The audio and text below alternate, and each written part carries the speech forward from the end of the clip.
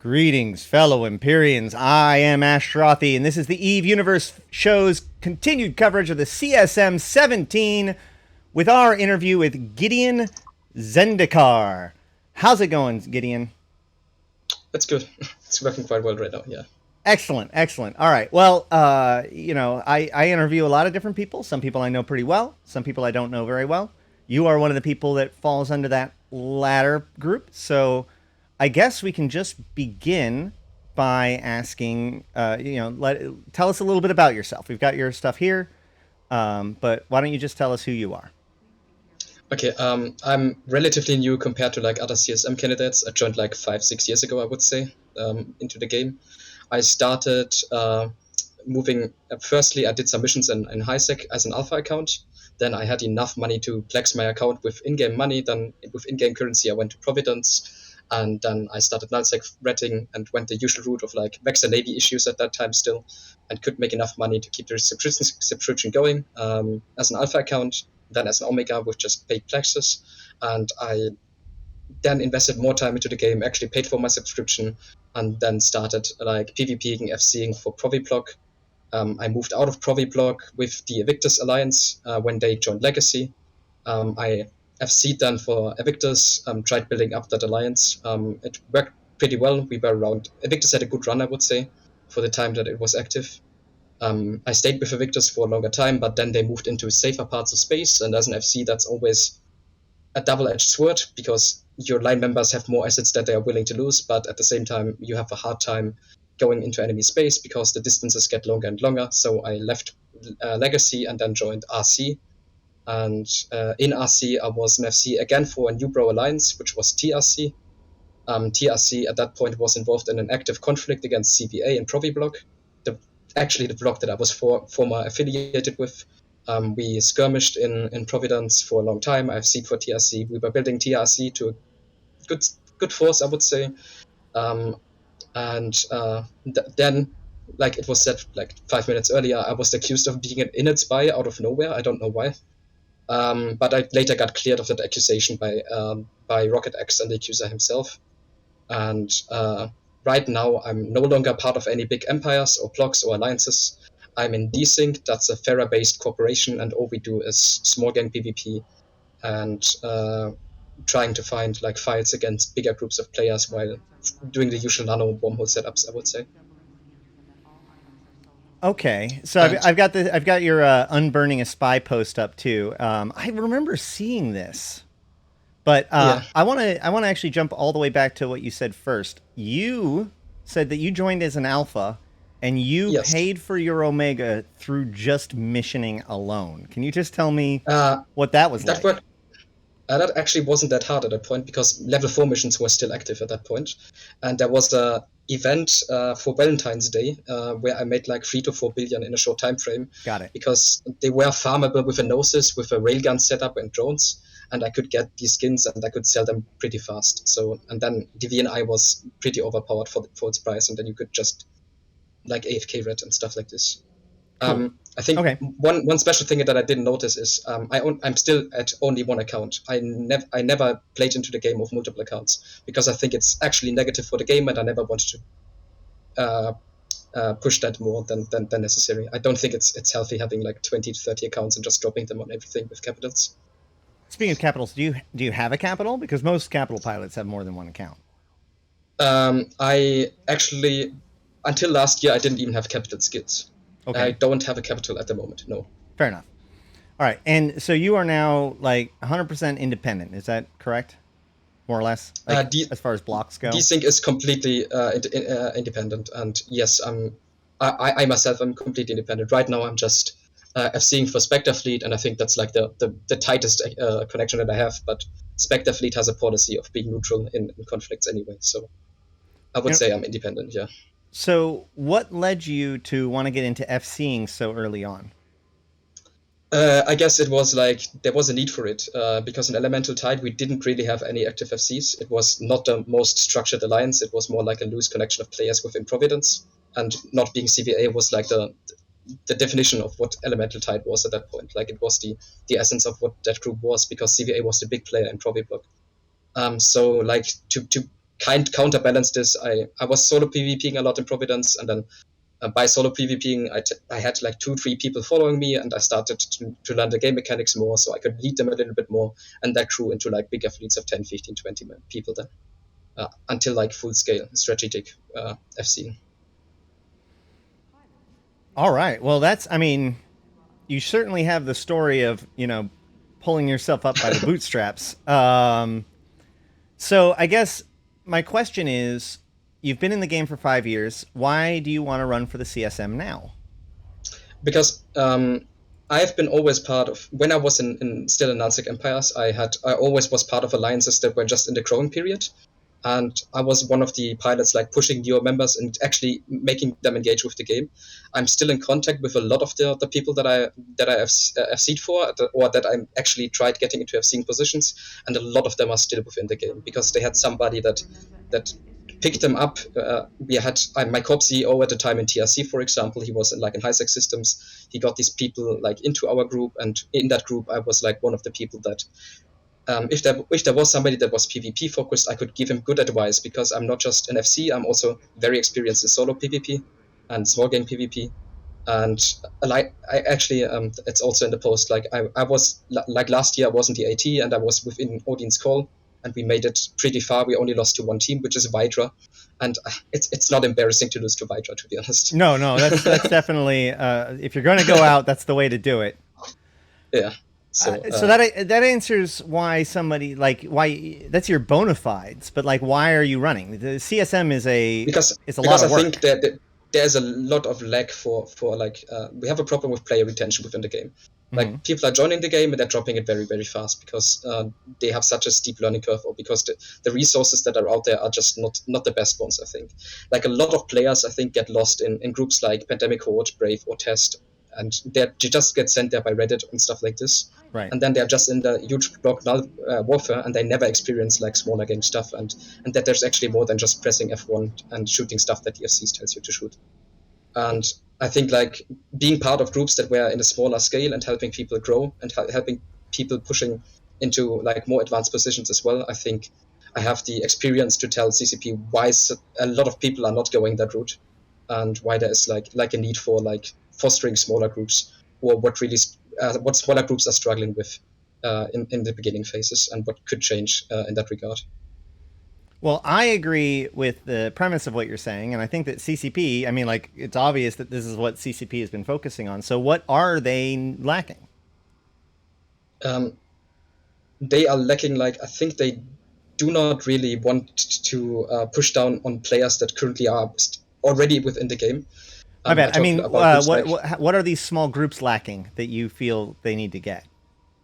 There are multiple factors. Like we had the mining changes just like last year, for example. And I think before the mining changes came through, it was impossible for smaller groups to compete on an industrial scale per player against a miner that was within the safe havens of like Goonswarm space.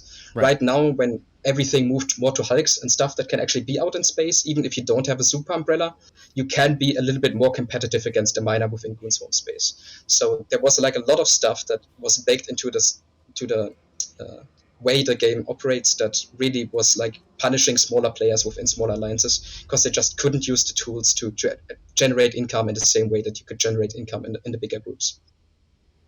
Right, that's past tense. So what about now? Yeah. Everything good now? And right now, I would say like force projection is, I think, one of the main issues that smaller alliances deal with. On a content basis and on a farming basis, I think as well. A lack of force projection, or the fact that big boys have force projection? Big boys have too much force projection. Got it. Like you saw it in CSM Royale, there was, I think, not a single candidate that said the way Enceplex's work is fine and there should be no changes. I think it's like all across the board, people agree like Enceplexes are not in a good state in the game at the moment because not having jump fatigue, there's no need for big empires to restage. And every smaller conflict that, like, for example, I was involved in Provivore, and it was really enjoyable because everybody else was dunking on Goonswarm in World War B. And that was really enjoyable because nobody projected into Providence, or it was very rare that a group projected to Providence. If something like this would happen right now without World War B, you would have everybody going to that small conflict. And you see that right now in some regard in Theta Bolus and Esoteria.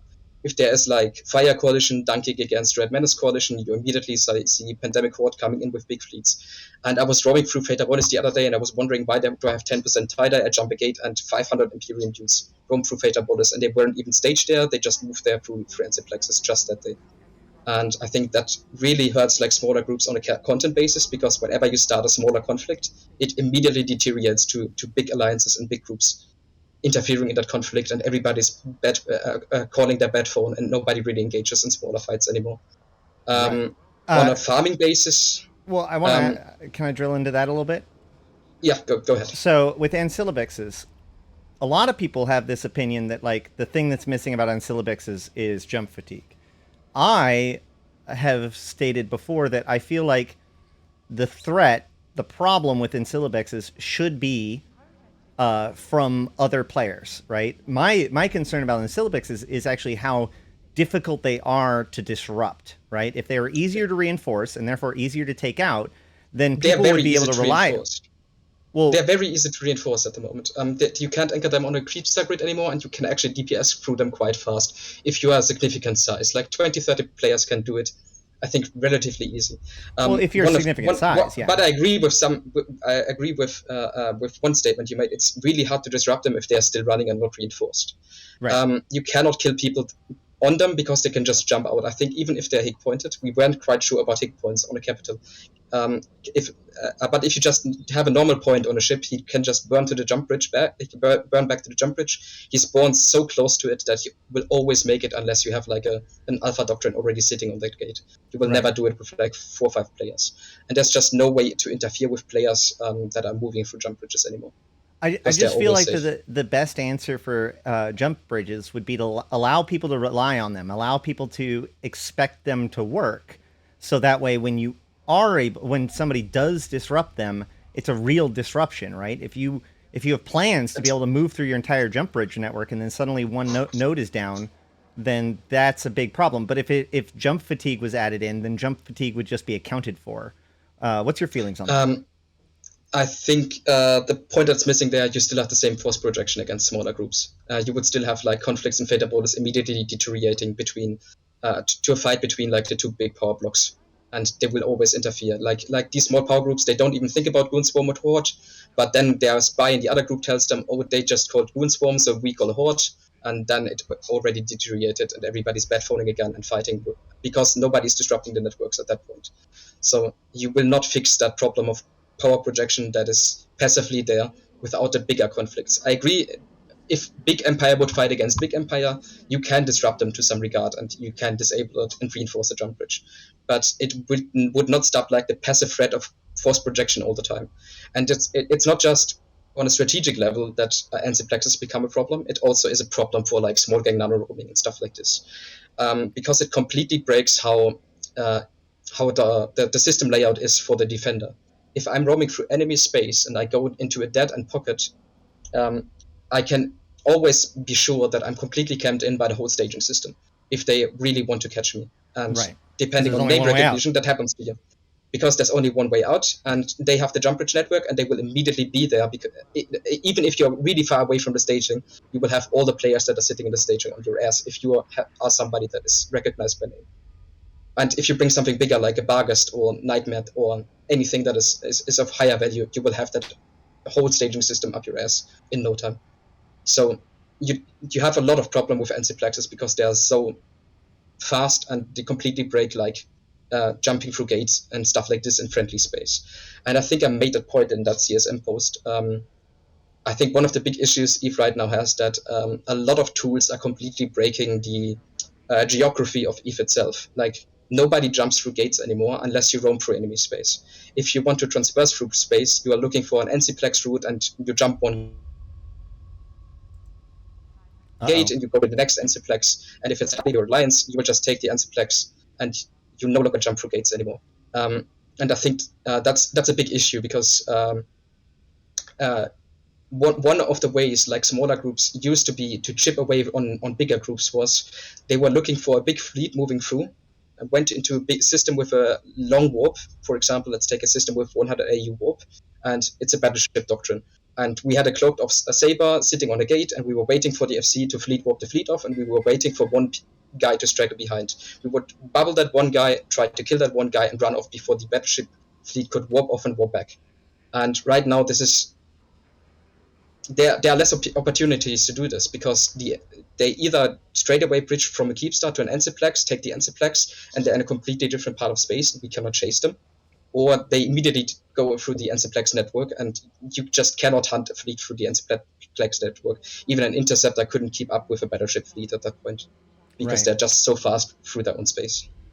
So around a long time ago, we had a lot of conversations about force projection, and from that conversation, we got the Phoebe jump changes, which a lot of people know of as jump fatigue. You're suggesting that Ensilabix's not having jump fatigue undermines that change and its effect on minimizing, or at least putting a muzzle a little bit on jump or on force projection.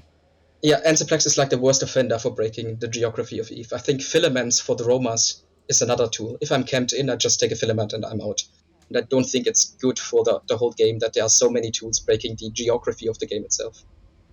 I do agree that magical teleporting spaceships do get in the way of like roaming fleets and running into roaming fleets. But is this really an issue? Like, would putting jump fatigue on Ensilabix's solve it? Is this really just like that's it? That's what they need? Or is this a more complex issue? It would definitely like put a damper on some things. I remember a day, I think it was the Corbrom, like a month ago. We went into Whale of Silent, we got hunted by a big fraternity blob, and we were trying to escape. And what ended up happening is their big fleet was in tribute in one system, and we went through the pipe, and the same fleet was sitting on the other side. And we turned around and tried to escape in the direction we came from, because it was only a two-way like pipeline. They could just sit on both sides because they don't have jump fatigue, right? So they had one jump bridge on the one side, one jump bridge on the other side of that pipe, and we were stuck in that pipe. So you could never escape that fleet because they saw us going the other way, so they take the Ensiplex already setting up on a gate cam on the one side of the pipe, and if we tried to escape the other way, they would just set up on the other side using the Ensiplexes, and there was just no way of us escaping that except like filaments. So like filaments are... Well, 2 points to that. One, is that good game? Yeah. One, why isn't that just a home field advantage and totally acceptable? And as you said, as you started to allude to, you could have used filaments, so there was a solution. There's play and counterplay. So yeah, but it doesn't lead to a good engagement, I would say. I think it's not good and healthy. When every time you went into a big empire space, the whole staging is right behind you. Right. There's just no way for a smaller group to chip away, like I said earlier, on bigger groups. Like a smaller group could tackle one ship down, go to it, have a little bit of time until the response fleet is there. But if we are now showing up on Inter with ships that are a little bit more expensive, and that's not just like 2 to 3 frigates where nobody cares, you will immediately have a big response out of the staging systems and people that are just waiting there. So again, let's go back to the core of it. Are you suggesting that jump fatigue would fix this problem by itself, or do you feel like there's other pieces to this? I think it would alleviate a lot of the problems with Ensiplex. Like jump fatigue could be one of the key movements. If that would be the end all, I don't know. I think there's a lot of stuff that goes into force projection that is a little bit of an issue. So if you had a magic wand, you would just do the jump fatigue and then monitor it to see whether or not, or how much exactly, of an impact that would have? Exactly, and one of the impacts is, and I think there are like a lot of you would have immediate impacts on a lot of things. For example, I don't think that restaging is that needed for an alliance anymore to start a war against other groups anymore, because you can just stay in your staging system and you just adjust your Ensiplex network to that to that region, to that border region of yours, and you can immediately burn there. You no longer need to restage anymore. And restaging also was like one of the parts when you knew an alliance was restaging.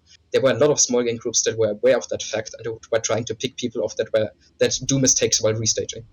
So there's like a lot of problems that come into play when we're talking about Ensiplexes, where there's just a lot of gameplay that has gone missing because of them. So if you know that they're going to do that, though, what prevents people from knocking out key nodes within the network and just shutting down their ability to move there instead? I still feel like if the threat could come from players, that would be superior. Like it, I do agree that there's already too safe, even if you would get jump fatigue, because you can just jump back, and a player threat is always better. I think though the moving through gates was moving through a lot of gates and needing some time to traverse that space, and gives more opportunities for mistakes. And Right. the more you cut, the less actions you need to come to a certain space, the less opportunities there are for somebody to make a mistake and to exploit that mistake to your advantage. I want to validate my own And assumption. You can only have one Encelebix jump gate in each system, right? So they would have to jump and then yes, gate and then jump and then gate, right? yes, Okay, yes. just But wanted to make sure if I knew what alliances I set was. them, yeah, that's correct. But alliances that know what they're doing and that know the straight pipelines through their systems, that they can just put them on one side, close to a gate on one side and close to the gate on the other Yeah, side. So yeah. you never have the 100 AU warp anymore, right? So That's if I fair. tackle somebody on the Enceplex, they're just 20k away, and they see that their mate was tackled. Like, you have a very short response time at that point, and you used to have a very long response time if somebody needed to warp 100 AUs and warp back 100 AUs, and you no longer have these long response times anymore, and that again goes to deteriorate like smaller groups trying to chip away from big empires. So hold on. You used to make 100 AU warps, and now you don't because of Encelebix jump. But jump bridges existed before Encelebix jump gates. Why wasn't this problem in existence when it was just jump bridges? Yes, yeah. But if you wanted to move a fleet and you didn't have like a Titan chain, or you could just take one. You probably bridged out of your staging with a Titan, maybe close to an Enceplex. You burned to the next Enceplex, and you took that, and then they had fatigue, so you no longer could use an Enceplex You anymore. mean jump So bridge? if there was, yeah, Yeah. sorry, then they took a jump bridge, and then you had a lot of fatigue at that point, right? That's right, because So jump bridges you had fatigue. yeah, and That's the the first difference. bridging as well, So Tracking. um, so you already stacked a lot of fatigue, and you didn't want to stack more fatigue anymore. And then from that point on, like taking like probably taking a bridge, then the jump bridge, and then you already had so much fatigue that you didn't want to take another one. And then you had to burn from there, and people could like, okay, I know he wants to go to that Astraeus 40 Czar or whatever timer, and I knew the path to there, right? So I could set up like sabers or bombers or a smart bombing, for example, is smart bombing Sino, smart bomber a Bridger fleet on top of a Sino and bubble them and try to kill them all with smart bombing battleship fleet.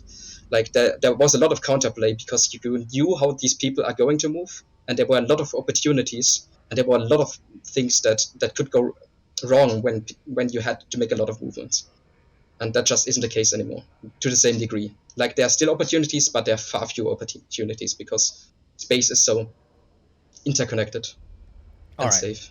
That makes sense.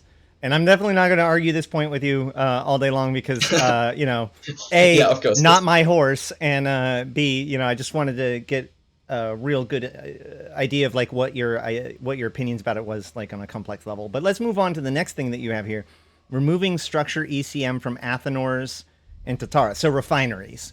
Why shouldn't refineries have ECM? When they introduced active moon mining, the idea was that moon mining will become an active income source and also like an active content source, where Mm-hmm. like a smaller group could go in and harass like you probably have like 20 miners in that belt, and you bring like 5 people and you go to that grid.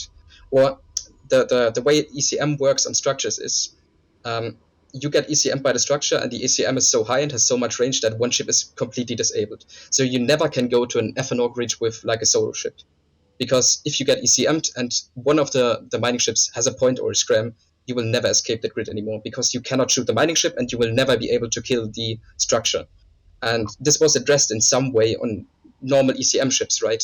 Now you can counterlock the ECM ships, but you can counterlock the structure, but you will never be able to kill the structure. So the flaw that they had with the normal ECM is still there for like structure ECM. You will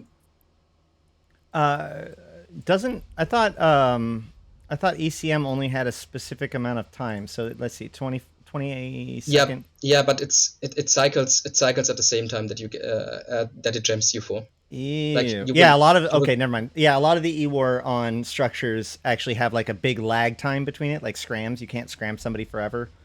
But Yes, but if you have a scram in an ECM now, you can ECM the ship, you can scram it with the structure, and if one of the mining ships, like even a Venture or some small ship, has one tackle module that can hold you down, you will never be able to kill the tackler, because but you're perma ECM by the structure and you cannot shoot back on the tackler, right?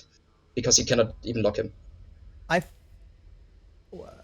I guess you're in fall off from the ECM, but not.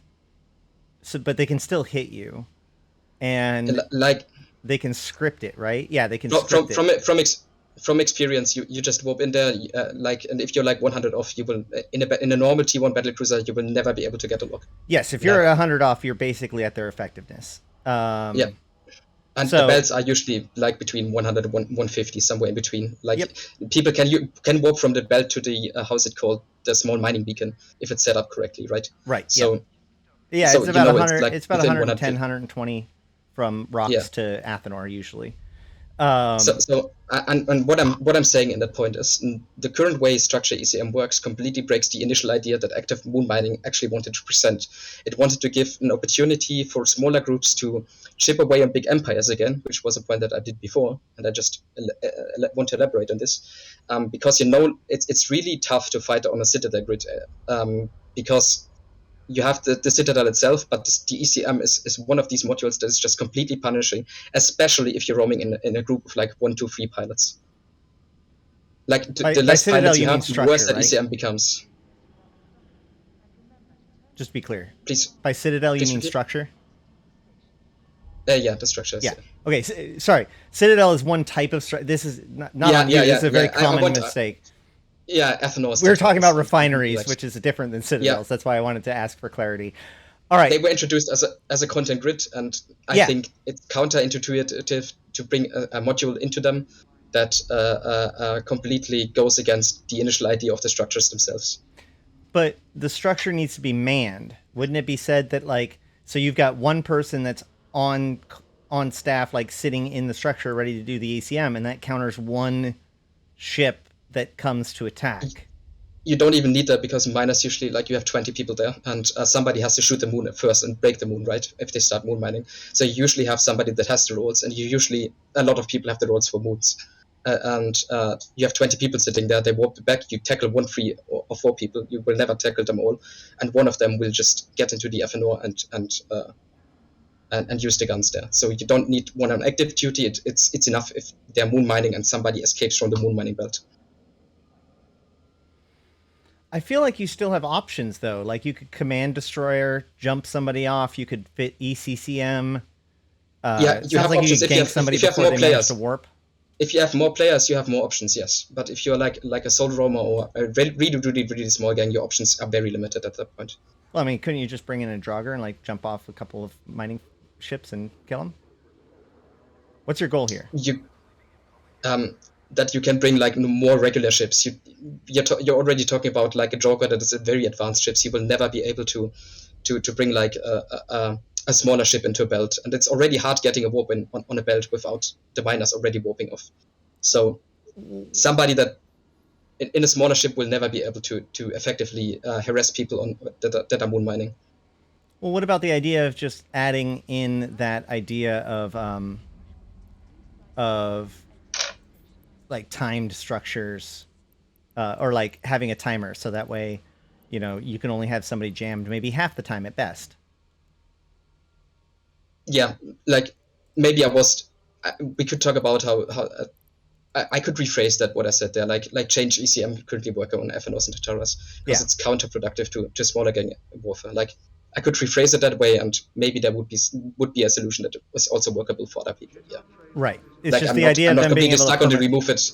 Yeah, The the ability- idea of perma jamming, especially like lower class and beginner ships, in my opinion, is counterproductive to the initial idea to moon mining. I do agree that 90 kilometers to 100 kilometers activation or optimal range, plus the ability to script it for the exact type that you need it to be, and the fact that it can perma jam somebody. Those three things together make these ECM modules extremely strong. Especially against smaller groups, right? Like on a 40 and 150 people shooting on the 40, nobody cares about the one jamming ship. So it's definitely one of the tools for structures that punishes smaller fleets more than bigger fleets, and smaller entities a lot more than bigger entities. For example, if you want to reinforce this is not even Tataras and FNOs, just you want to reinforce an Astraeus, and you have a limited number of like 20 pilots. If one of your logic gets jammed, it can be really punishing for smaller fleets, but it's not really an issue for Goon Swarm, Fraternity, or Horde. Like ECM is on structures that perma jams and never cycles off, is a really punishing tool for smaller groups. Do we have to enable solo gameplay in order to enable smaller groups? To some degree, I think yes, because a lot of people that are leading smaller groups or that are engaged in smaller groups also solo PvP or try dip into solo PvP, at least in some regard. If you look at groups like Tusker and you look at like the very advanced groups, you always see the players that are within these groups also solo PvP. And then they might find some content on a boon, or they have something tackled, and then they call in like their 4 or 5 other dudes to reinforce because they have something big tackled. What would you just say to somebody who says, "Well, this mining operation, it's a team thing. We've got a lot of people there. We have a person who's able to man the structure. We're ready to go. Our team should be able to fend off your solo ship." What would you say to that? That's fine if that's not just a one button solution. And I think that's the counter to this. If you have a team effort, you have 20 people that can click buttons. Have it more than just one button. Like have it be like an effort of all these people responding to me. Okay. Or other people. So you said, jumping again to another topic, you say increase the value of fitting, reduce the value of hulls. Go on. That's actually not one I've heard a lot of. I think like if you currently kill like a Ferox, for example, or like a T1 battleship that has stuff fitted, you don't really get a lot out of the loot in comparison to how expensive the ships are. If you kill a T3 cruiser, and usually they are fit more expensive with like Dead Space modules or like a faction tank, you get a lot more out of that loot. So as somebody who doesn't red anymore and lives in Farah and basically lives off of loot and tries to PvP as much as I can, one of the things that I've noticed doing this is that you're very excited if you actually kill a Loki, because everybody goes for the loot and tries to get that loot because it's so much more than whatever you can get from normal ships that you're killing. And I think like having more of a benefit of killing like normal ships, not just the special snowflakes that roam around your space, could get more people involved into PvP action, because there is a faster benefit of killing ships and actually getting a return out of your pirateering. Because if there's more value in the fittings and less is destroyed by the ships themselves, you get you have an actual income source by looting these fittings and getting them out and trying to sell them like in Jita or something. So I think it would just be a way to actually put money on PvP, an income on PvP to some regard. So the issue is that with most of the value in the ship and not in the modules, then that means that killing the ship and getting the loot off of it is not as rewarding as it could be. Yes, I think you don't have to shift it like 100% in one direction. Like I just want to tweak it a little bit more into the fitting area. Yeah, like, I think looting itself should be like more valuable. Like that's the point that I'm making there. Sure. How do you do that? So let's say by decreasing the amount of minerals that you need to put in to produce ships and increasing the amount of minerals that you need to produce modules themselves. And then, like the players, like Chad just says, yeah, the thing will determine the price, of course. But if the base materials that are going into the ships, you need more base materials, you need more mining, the value of these modules will increase. So there's an easy explanation on how you could change that fact. Right, but then everybody's ships in current in existence will drop in value. And additionally, most modules, especially those nicer modules, don't get manufactured. Yes, but most of the like doctrine stuff is usually just T2 stuff that is manufactured. Okay. And you still have the value of Dead Space modules. Like people in the small game community will still get their blingy stuff into their ships because they want the advantage of having the blingy stuff in their ships. It's just the T2 value, T1 value. Like the normal modules, I think, should have an increased value. Isn't that just a buff to blingy fits? Because now I pay less for my ship, and I'm using blingy modules, which cost the same. So now my ship and fit cost less. But mostly for like the really blingy stuff, the blingy stuff is already like 95% of the value of the ship anyway. Like making from 95% to 97% doesn't really make a huge change. Right, but I mean, if I have a Ferox and I'm using like maybe a faction capacitor battery or whatever, that's 30 million. My point is that like if I've done my due diligence of spending no more on my fit than I did on my hull by the original logic, you know, I've got like 50 million ISK worth of fittings on the ship. That may go to 55 million because a couple of those T2 gets more expensive. But if the Ferox itself goes from, you know, here's how I show that I don't know how much Ferox is off the top of my head, but let's say it goes from like 40 to 20, then that is a net drop in the cost. You're actually incentivizing blingy stuff. Yes, but the more you incentivize the markets would adjust as well, right? Because of higher demand as well.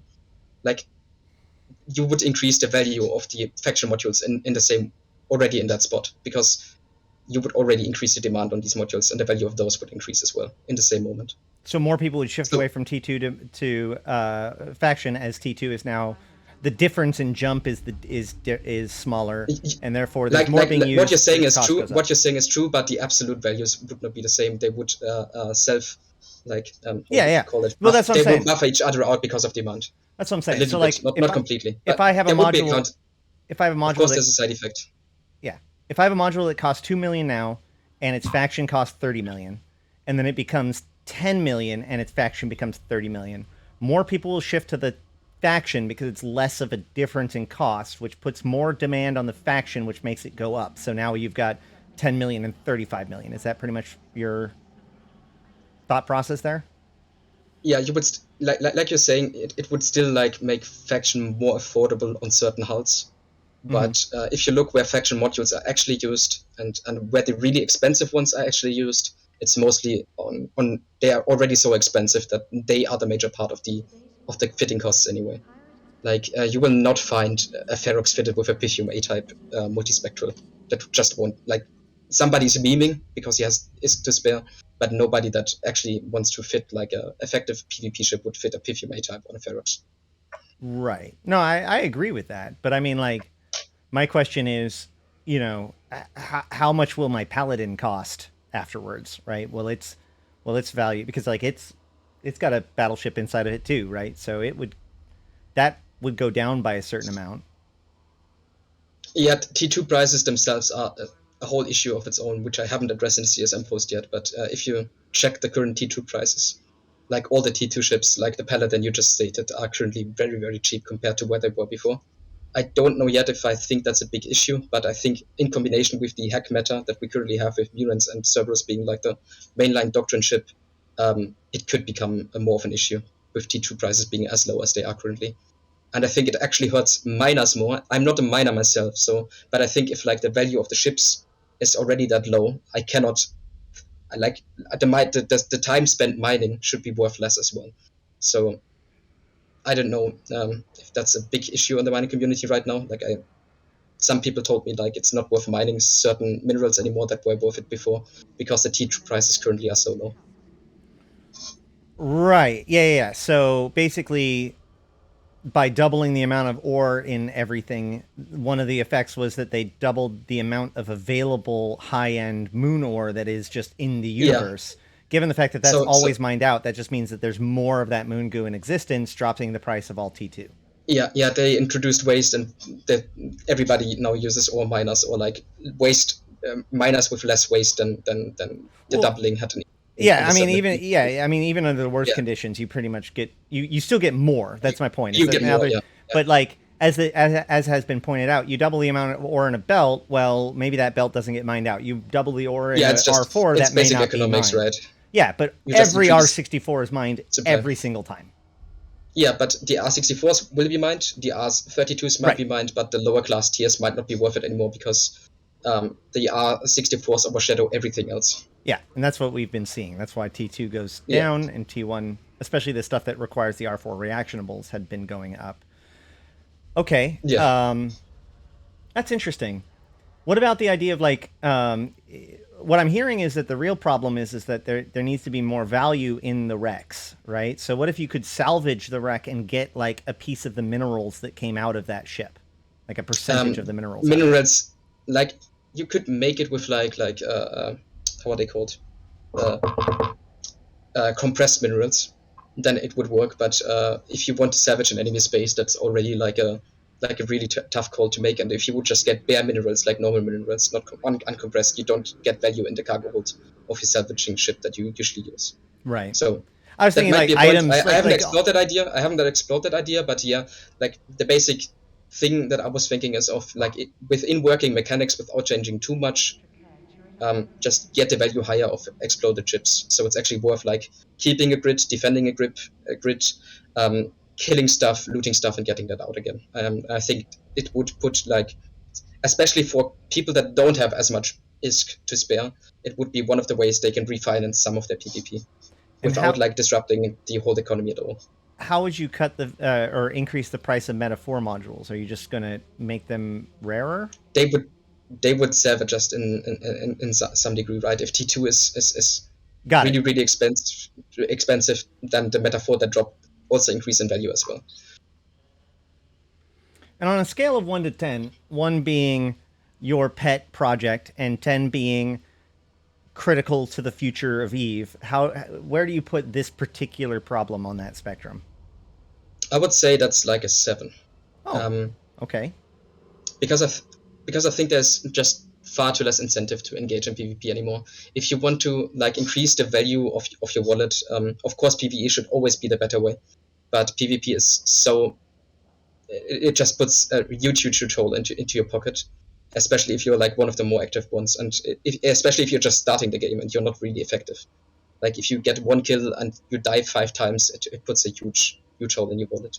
And like taking some of the pressure off by just having somebody like pick up a little bit of loot because he won one time, that would help like people. It's like a carrot, right? They killed one ship and they realized, oh, there's like 25 million in this wreck now. If I would improve in that way, then it could lead to a way that more people would engage in PvP because they see there's like a way. If I would improve in that area, then I actually have a way to make income while keeping PvPing through the. Can't you fix this problem by also increasing the loot drop rate? Like if you increased it to 60%, so that way more loot dropped of the loot, wouldn't that also do that without having to change the prices of everything? Then you run the same problem that I addressed earlier with compressed ore, with your idea of salvaging. You will end up in a place where the loot is so big sometimes, especially if you're flying smaller ships, that you will not be able to carry them out anymore.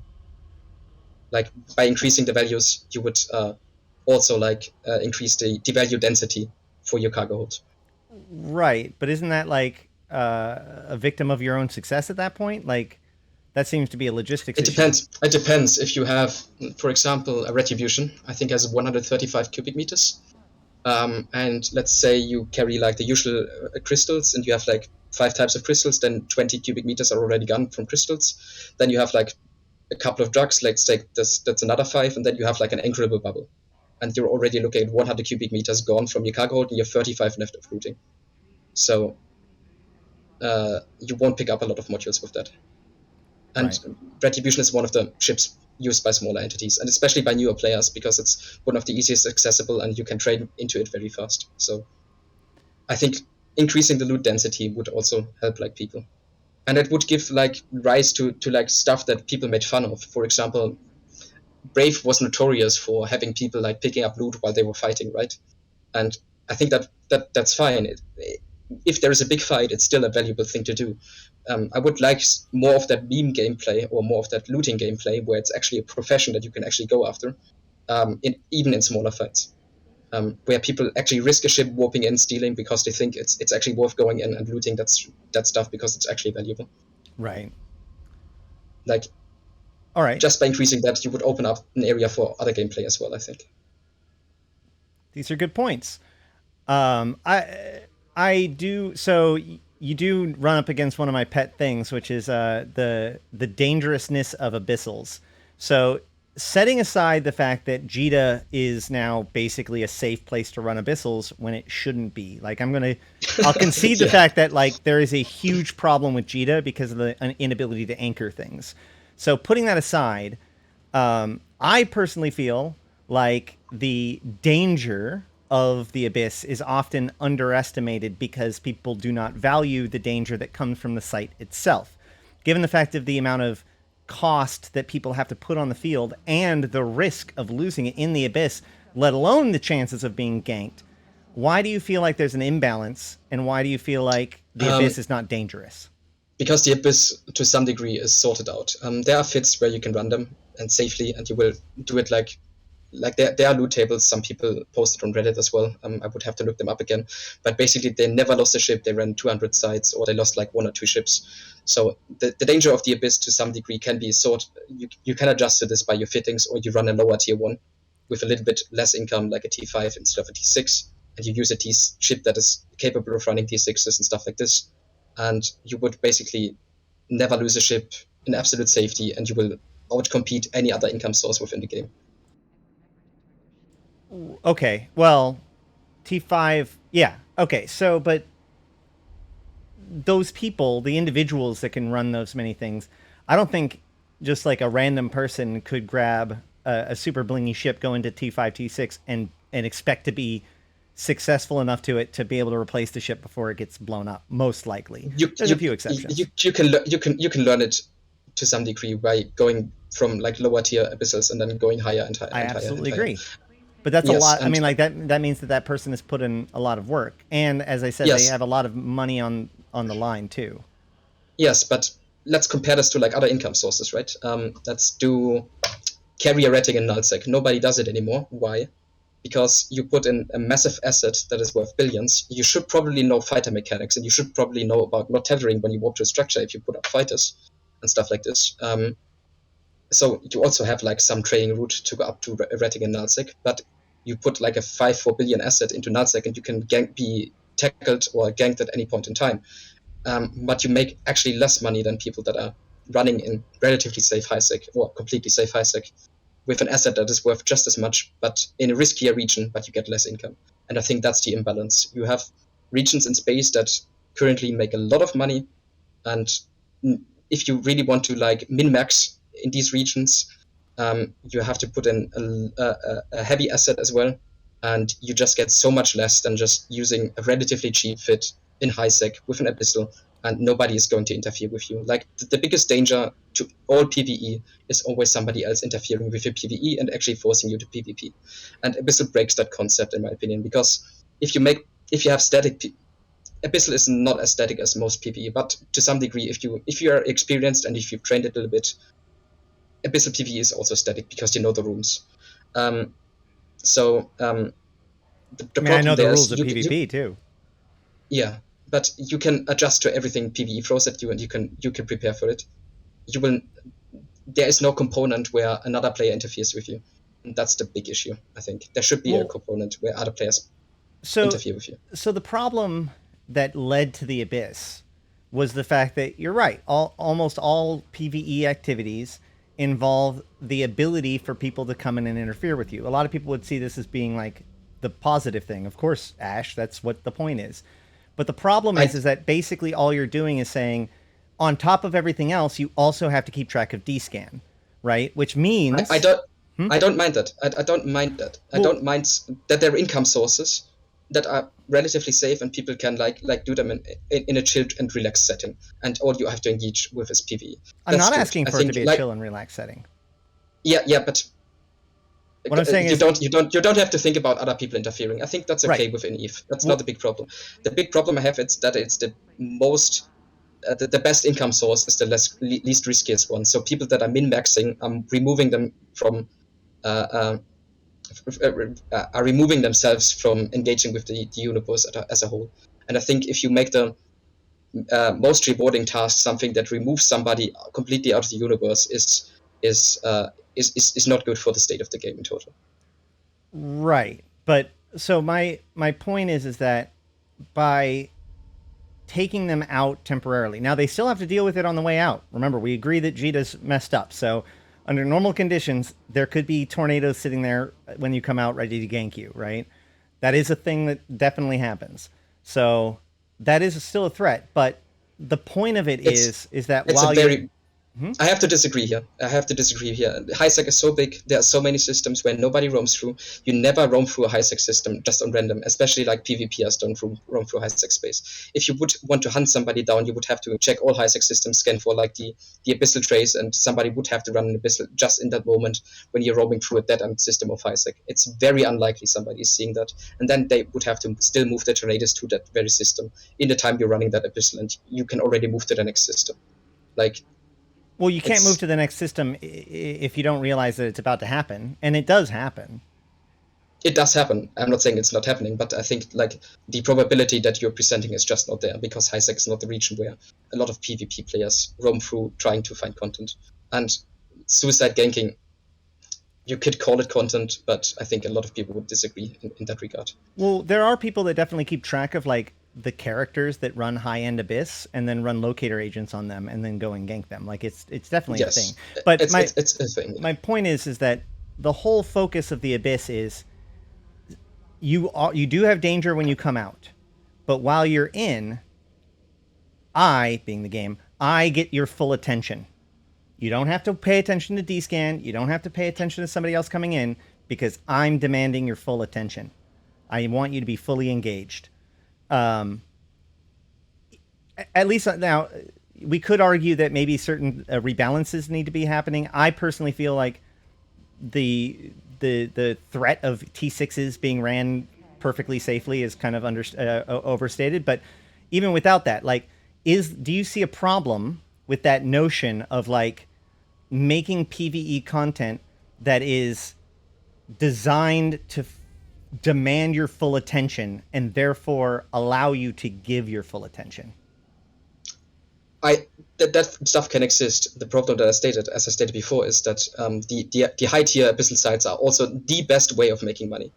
You can make fully engaging content, and they can require full attention, but it shouldn't be within a HiSec and being the most profitable thing that you can do within the game. Because people min-maxing will just remove themselves from the game. That's the big issue. It's not that this content exists. That's absolutely not what I'm saying. It's just like the amount of money you're making in relatively safety and completely removed from the player base. That's too high, and it's outcompeting other stuff that could be. It's outcompeting and therefore punishing people that are doing stuff that actually engages with the player base. Well, I'm running low on time, but I think I'm going to double down on this one again. What I will say is,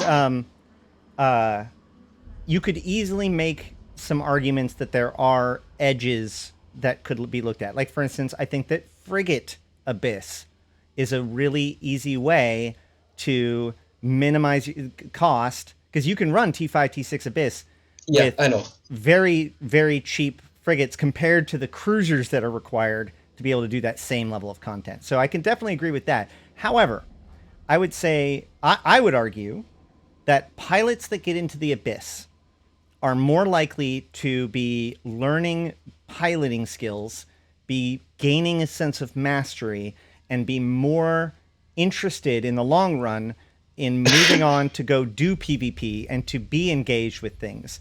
Whereas the carrier radar, the process of doing that, you go from VNI radar to carrier radar or whatever, at no point does that person actually start to feel like they are a more effective combat pilot. Like, I know a lot of Abyss pilots that, like, after some time with the Abyss, they now are flush with money and skill, and the next thing they do, the only thing left is to set your eyes towards more competitive gameplay. Whereas a radar may just want to stockpile, or at least may want to stick with less ambitious play styles, because the activity that they use to make money doesn't make them more comfortable as an active pilot. What would you say to that? I agree to some degree that the abyssal content is more challenging than the usual PvE experience of nullsec, but isn't that more a problem of the PvE experience in nullsec? I mean, that's fair, but my point is that, like, are we not rewarding people doing what we want them to do, right? I would argue that people that engage with the Abyss are more likely to then move on to other things and to, like, actually engage with things on a more active level than somebody who maybe does it through level 4 missions or ratting. Yeah, no problem. It's still, like, the main task that I said. It shouldn't be the most profitable thing. Like, we could agree that like run like the lower tier abyssals in HiSec. I have no problem with those because you make like similar amount of ISK that you could do with a good mission running setup and something like this. But Like but you got to wouldn't we want to incentivize the things that make people like that we want them to do, right? Like if it's worth more to rat. But I don't want people spamming abyssals because they completely remove themselves from the space. Like I don't want to incentivize people getting adjusted to an income source that outcompetes any other income source, and in complete safety. Like you're actually incentivizing the safest game styles. In some degree, it's true for wormhole space as well. And I think in CSM Royale, like Mark Resurrectus, the wormhole guy, actually agreed with this, that if you completely crit all your wormhole spaces and you your wormholes into your home hole and then you start retting, it's one of the safest ways of making ISK within EVE, and it's outcompeting all the other spaces. So T5, T6, in my opinion, should not be run within HiSec. They should be run within a region where you could actually engage them and not lose your ship when engaging the people going outside. Especially, as you pointed out, if you're capable of running them with frigates. You should have like a group effort of keeping your abyssal site itself safe to some degree. And we have similar mechanics within the game already. For example, with the crab beacon that they introduced for capital sites. You have to have some player involvement keeping your capital safe if you do these crab beacon sites. There's a group effort of keeping these sites safe, so people can individually can make money, and then they band together to save people that are getting hunted. So people that are, in my opinion, it should be similar with the T5, T6 abysses. If you make an abyssal trace, and it should be in nullsec and other people, you should be aware of your surroundings to some degree. If you run such a high income source, and people should be able to interfere with you, and if you're seeing that somebody is camping you outside because of descan and stuff like this, then you should call in help to support you and getting you out of that situation with a group effort, and not just by Concord is your savior anyway. Well, you don't get a warning. You can't see descan outside of the abyss, but yeah, but you can have like alt accounts and stuff like this, right? Like it's not that hard to set that up. That's fair. And people do that.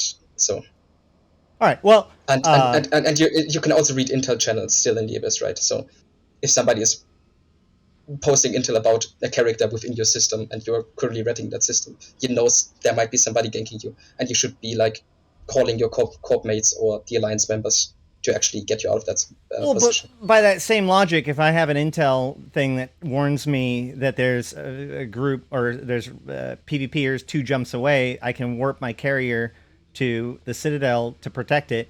But if I'm in room 1 of the abyss, I'm just get to pray that they don't find me. They would have to have combat probes, which is already very unlikely. And I think that people should have to carry combat probes. Don't you need combat probes to find a crab beacon, or is that not true? No, you don't need it. It's completely visible in space, and you can actually warp directly to it. It's a beacon. All right, cool. Yes. All right. Well, either way, that is we've gone over a lot, but I want to make sure there's still a lot on here. So I want to make sure if there's anything that you wanted to drill in on before we move on or wrap this up.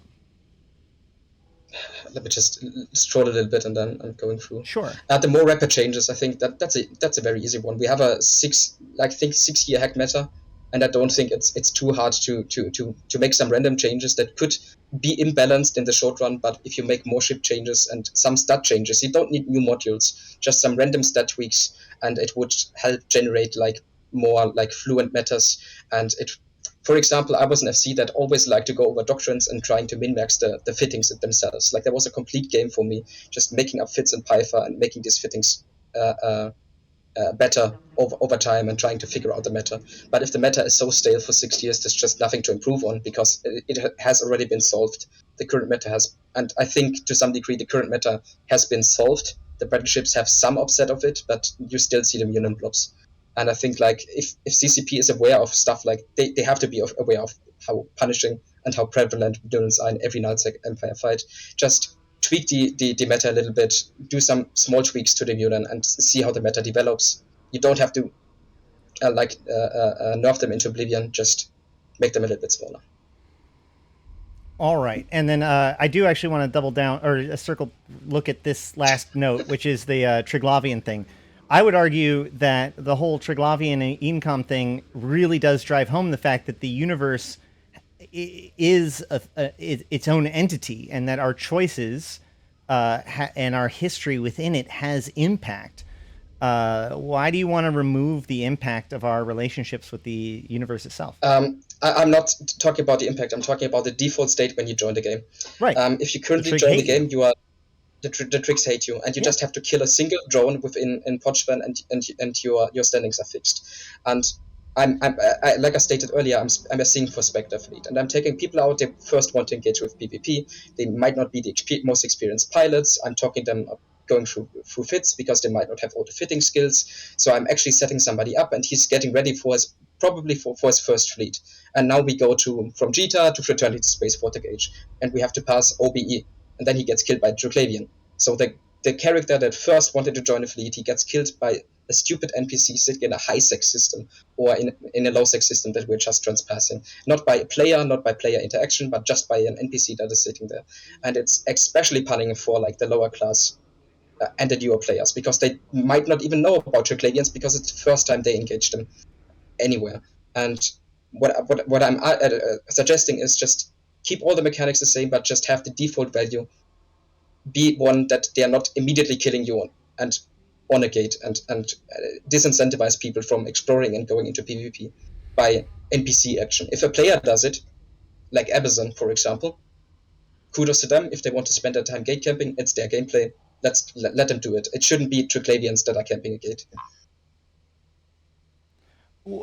But if it can be fixed so easily, here's the thing. Like, we talk about the fact that players should be helping out players should be teaching players. This really feels like one of those things that could fit directly into that, right? Like, every Yes, Spectre fleet could start by jumping directly into Pochvan and getting everything cleared up for everybody.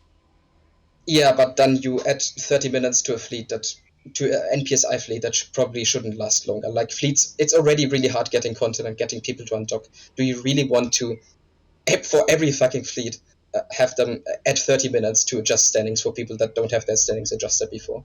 And people are not aware of it. They might not. They're completely oblivious to the fact that they will be nuked in space that we are transpassing because they might have just been in areas where there are no Triclavian systems at all. Well, I mean, there's people that might not know that they're going to get nuked if they mine in a low sec system. You find out somehow. Yes, but then it's a player, and I'm completely. There are people that don't know that they're going to get nuked in a ghost site, and yet that's fine. That's a little bit more hard than just jumping a gate, right? Like going into a ghost site. Like jumping a gate is a normal mechanic that you do every day in every system. Well, yeah, but there's a giant pop-up that says, "Hey, by the way, this is a Triglavian controlled system." Yeah, after you jump, if you initially jump in, but there's a lot of warnings like these that you ignore to some degree. Like if you jump into low sex system, these warnings also come, right? Yeah, I feel like the solution here isn't to get rid of the danger, but to make people have to pay or like get people to pay attention to those warnings. Just remove the default standing. That's what I'm arguing because it's punishing for newer players, and I've seen people really rage over this, and they just want to participate in an NPSI fleet. In the first fleet they're doing, they're leaving with a fleet, and they get completely nuked out, and because they don't have a base fittings, I don't have a replacement for them within system. I will say that I have seen like neutral like group people that are brand new that have seen Triglavians like Rasnaborg, and they were white to them. So maybe CCP agrees with you. We'll have to pay attention to see how this kind of plays out. But all right, that definitely is over my time. So is there anything else that you want to cover before? No, I think we're fine. Like if you're short on time, it's fine. Yeah, well, I mean, it's been the hour, but I would say that like overall, I've actually been quite impressed with you. It feels like you have a lot of the positions that are really popular. I've pushed back on a lot of them. Because a lot of my positions are not popular, but also because, I wanted to see what you think about it. And while it would be very easy to kind of peg you in with a lot of the other bigger, big candidates with all of the kind of the default positions, the popular positions, I feel like there is a certain amount of nuance to what you have to say, and certainly sound argumentation in how you present these positions. So if someone does agree with you, I think that you are an incredibly good advocate for those positions and a good reason to vote you in. To that end, do you think that there's can you give people any hope that getting behind you would be successful, right? Like the fear is obviously that they put votes onto you, and they could have gotten somebody else in, but they put votes on you, and now you didn't have enough. You get eliminated. The other guy gets eliminated. Like, do you think that you're going to have enough to get through? Do you need people to put you as your number one? How do you feel about this campaign overall? I think I have a very, very small chance of actually succeeding, like, because I don't have the support of big nullsec Empire blocks, but I've been part of Legacy, I've been part of RC, and I've been involved with other groups. I've been involved with Spectre Fleet, and I know people also know me from Alliance tournament stuff and stuff like this that I did with Odin's Call. And so there are a lot of groups that are aware of me. There are a lot of groups that I know that a lot of their players will be voting for me. And for example, we roamed to Brave Space the other day with Spectre Fleet, and these people are aware of my campaigns as well, because the main FC there is currently in their space shooting them. Yeah. Probably, I know who that guy actually is, because he actually undocks in PvPs. It's not like the guy that's just sitting there and talking some bullshit on the stream and never undocks. Right. Well, if chat is anything to go by, it seems like you're definitely winning people over. And as I said, like I said, yeah, the more I talk, the more likely it will be that I will be voted in, right? So this is a golden opportunity for me, because I think my argumentation is sound. I think that people are kind of just exhausted at the idea of like the block candidates, or like even the block candidates that advocate good positions. It's too easy for them to be pigeonholed. Like, will CCP even respect what they have to say, or just assume that this is the Imperium position, or this is the test position, or this is the whatever. You, though, I feel have walked the walk enough that when you speak about these things, you're speaking from personal experience, not because it's the position of your group or whatever. So I think that actually imagine if I would be voted in on your point. Just adding to that point, CCP would have to recognize this, because I wasn't voted in by my peers. I was actually voted in because my positions are sound. Right. So it would give me more leverage and stating my positions, because people actually voted for me for my positions and not because of my affiliation with them. Which is an excellent point. Well, last question for you: cat ears in EVE Online, yes or no? It's weird. I don't see a reason why not. If they can make money by it and they can keep the subscription lower that way because they just increased it, I think, in my opinion, it's a bad business decision, and we will see that going out. I think it's more sound having people do like fun, weird stuff and let them do it and give them the money. Use that money to keep subscriptions lower and keep more players within the game. I don't think like there are many people that would quit the game because of cat ears on avatars like the famous meme. Can you imagine the dev blog that said, all right, guys, we're selling cat ears, and if we sell X number of cat ears, we'll lower the subscription back down to $15 a month? Yeah, if they would, that'd be awesome. All candidates are saying that to some degree, right? Like the monetization could be...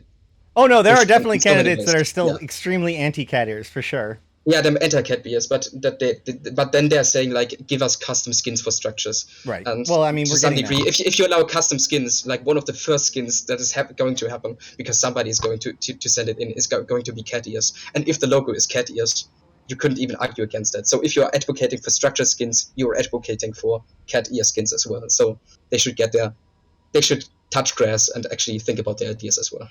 You heard it here first. Cat ears are not only good, but inevitability. All right. Well, thank you for coming and hanging out. We very rarely do I actually not feel like I haven't actually even hit all of the main points. But obviously you have a very good candidacy. You've got really strong positions that are well founded and well grounded. I think that there's very good reason for you to be elected and to continue to be part of this social space of EVE Online, and maybe even come on the show sometime and talk about Spectre Fleet and all that kind of stuff. Yeah, I could do that. I think a lot of people would enjoy that, even if they're in nullsec Empires currently. Absolutely. I love MPSI. All right. Well, but I think that about wraps it up for right now. So if you're watching this on YouTube, make sure to like, comment, and subscribe. If you haven't, leave a comment, ask Gideon any questions. He'll either answer it there, or I'll bring it to him, or you can go to his forum post, which will be linked in the doobly-doo down below. Yes? If some people want to hang out, just go to Spectre Fleet Hangout. I will be talking to people just after the show if people want to give comments and stuff like this. There you go. So that would be the easiest way to approach me. Excellent, excellent. All right, well, on behalf of Gideon and myself, I have been Ashtarothi, the voice of New Eden, and until next time, we'll see you in space.